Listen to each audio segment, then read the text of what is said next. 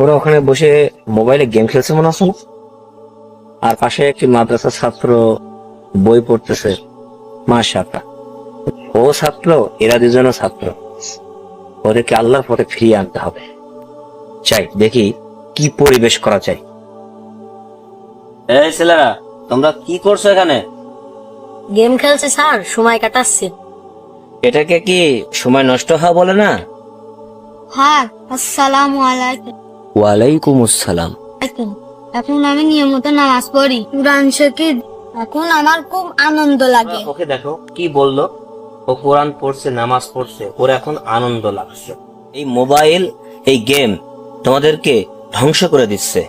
এখন তোমাদের শিক্ষা অর্জনের সময়। কিন্তু স্যার, আমরা তো কিছু পারি না।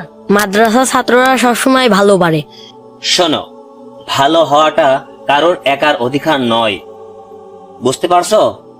ও ভালো হয়েছে, আমরা কি ও করতে নিজের পারি? দক্ষতায় ভালো হয়েছে, আল্লাহর রহমত আছে। তাই আসো, ওর মতো হয়ে যাও। আজ থেকে তোমরা নামাজ শুরু করো, না করে পড়ালেখায় মন দাও। ঠিক আছে, আমরা নিজেকে বদলাতে চাই। খুব সুন্দর কথা তুমি বলেছো। তাহলে আজকে থেকে তোমরা নামাজ শুরু করো, পড়ালেখায় মন দাও, ঠিক আছে? তাহলে সত্যের পথে ধাবিত হই।